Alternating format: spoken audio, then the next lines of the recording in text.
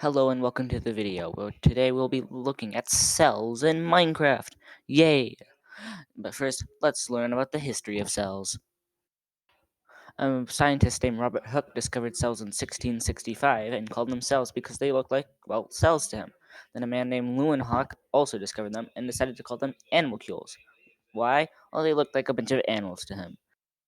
And then a scientist named Schleiden found that plants have cells in them. And a man named Schwann found that animals had cells in them. These scientists decided to team up and discover two things about cells. One, cells are the basic unit of life, and two, all living things have one or more cells. However, they couldn't figure out if cells split apart or they just randomly appeared. A man named Rudolf Virchow determined that cells split apart. He may have stole some information though. Now, before we look at cells, let's learn how to use the microscope. We first should probably turn it on. I'm going to turn it to night first so you can see.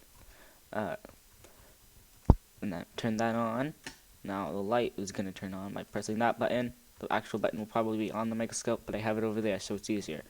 Now you want to put the slide on next. So I'm going to do that. And now it is on. Now I'm going to make sure it's aligned correctly by turning this so it goes down a bit. Turning this so it move. Make sure it's all the way up. I'm going to change it to the black one now. So it's going to turn again. One more time. Now it's in place directly over the thing. So now you can use the microscope. Come on. Ow! Ow. So now we're here with Phil inside of a plant cell. You can tell it's a plant cell because of its boxy shape, its chloroplast, its large vacuole, its cell wall, and its cell wall. It's a cell wall and a cell membrane. So and that means it is likely a plant cell. It also doesn't have many lysosomes because plant cells don't have much lysosomes in them. No, here we have a nucleus. The next to the nucleus is the rough and smooth ER with all the ribosomes on them. And here they're transferring proteins to the Golgi body or the Golgi apparatus to send outside of the cell. We also have the chloroplast and the mitochondria. And here is an inside look of the chloroplast, where it has like coin stack shaped things in it. And in the mitochondria, you have wave, like maze structures inside of it.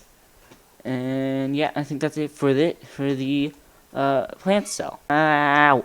So now we're in an animal cell this time with Phil. Hello, Phil. And so you can tell this is animal cell because it's not square. It's in fact very circular. Plant cells have, of course, the cell wall and the cell membrane. Animal cells don't have that. They also have smaller vacuoles and more small vacuoles. They also don't have chloroplasts, and they have lots more lysosomes in them. So, so they do have mitochondria, however. And here's another inside of the mitochondria with the weird maze-like thing. And here's the nucleus again with a rough ER and a smooth ER. See, the rough ER has the ribosomes on them as well. Here we have, and they are also transferring the proteins to the Golgi body / Golgi apparatus and outside of the cell. And I think that was all again it for the animal cell. I'm not doing this again. Here we have a flagellum, cilia on the outside. The cilia looks like hairs. The flagellum looks like a giant tail. Now the bacteria cell is prokaryotic, so it does not have a nucleus, so all the DNA is just floating around. It also have lots of ribosomes, and a cell wall, and a cell membrane. Now, that's it for the bacteria, and the last cell that we have. Now let's get out of here. Now we're done. We looked at all the cells. Now I'm gonna reset this real quick. Turn that once, turn it to daytime, turn off the light, and actually, Phil, what's in your chest? Oh.